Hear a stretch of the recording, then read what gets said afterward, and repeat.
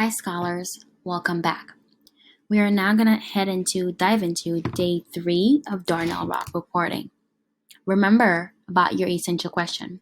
Why is it important to be aware of your community's needs? Let's get started with grammar. As you know, we are working on pronouns.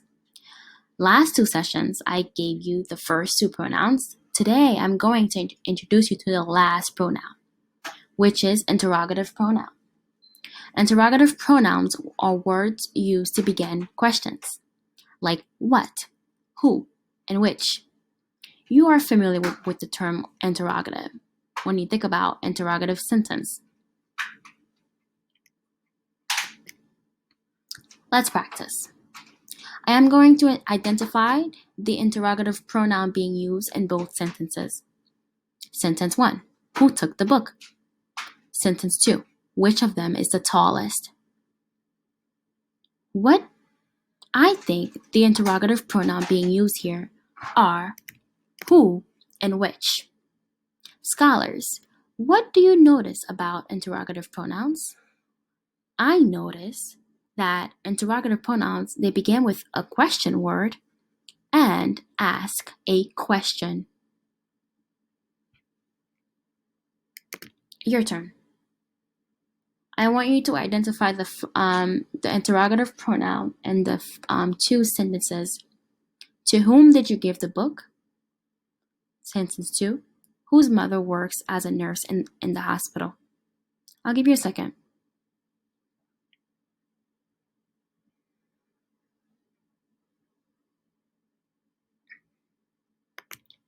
If you said whom for the first sentence and whose for the second sentence, you are correct. For more practice, you may turn to page 261 during your independent task and, of course, in your reader's notebook. Vocabulary strategy. We are still focusing on suffixes. So, a writer wants to add a suffix to the word comfort. What suffix should they use?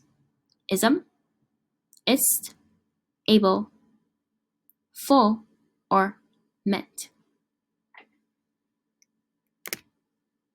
If you said able for comfortable, you are correct. Which means able to have comfort. Today, scholars, we are going to focus on author's purpose. Authors have reasons for writing a text. The details and information that they present is their purpose. When I think about author's purpose, I think about the acronym PIE. P-I-E. P. Sometimes authors write to persuade us or convince us of something. They might be convincing us to change our mind about a particular topic. I for inform. Inform, the author is teaching you. They're giving you information about a particular subject. E, the author is entertaining you. It's just a fictional story. Be on the lookout for a message in those fictional stories, though. When you read, ask yourself, what does the author want me to learn or think as a result of reading or viewing their work? Teachers, now is a great time to show scholars the vocabulary video on author's purpose.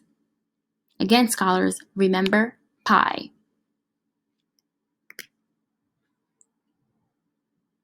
After reading Darnell Rock reporting, what do you think his purpose is for writing the story? Walter Dean Myers wants to convey a message here. What message do you think the author is trying to convey? When thinking about this response, think about the character the author focused on the most. If I'm thinking about this, the author focused on Darnell the most. And think about the message the main character was trying to convey. And think about why the author titled the story Darnell Rock Reporting. Write your responses in your notebook. I'll give you a minute.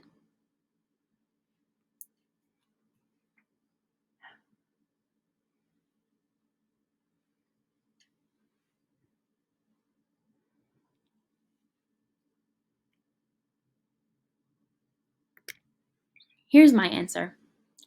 Initially, I thought, okay, the author is not informing me on anything. They're not teaching me anything. The author is not persuading me or convincing me to do anything. So I'm thinking this is an entertaining story. However, Walter Dean Myers is giving the readers a message.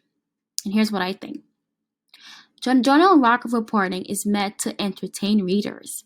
However, the author used Darnell to send a powerful message to readers. The author wants to show readers about the importance of speaking up for what they believe, and to show that even with hard work, we don't always get what we want, but things might work out in some different way.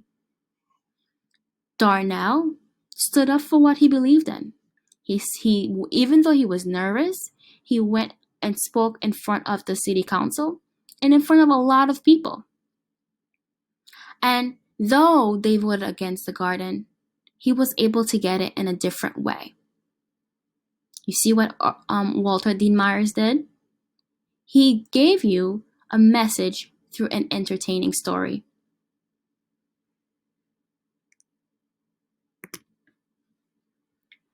I will be reading the last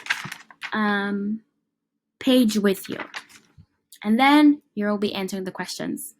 So please turn to page 580.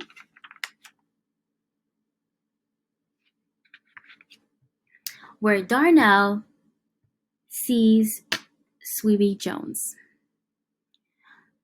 As you know, Darnell did not get the garden.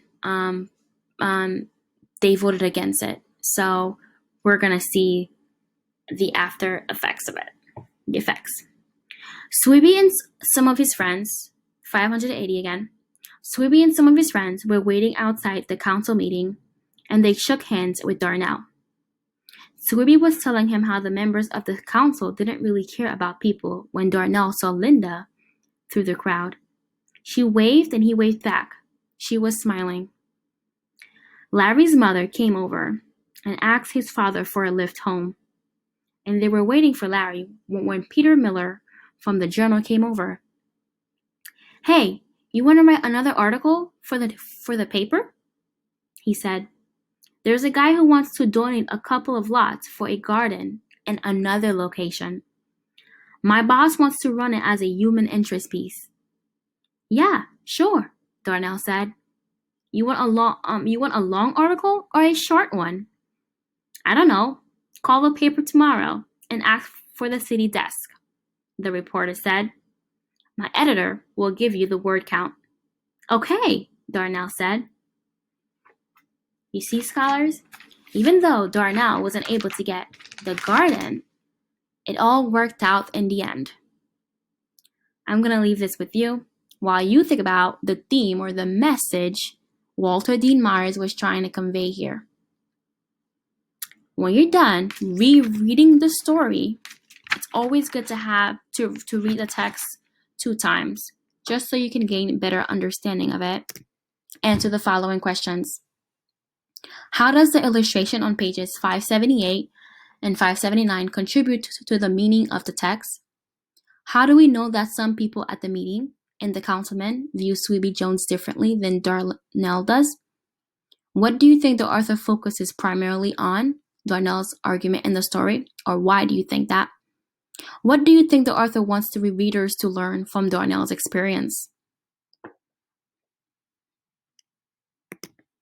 Answer these questions in your notebook, scholars, or in Google Classroom. Make it a great day, and I will see you next time.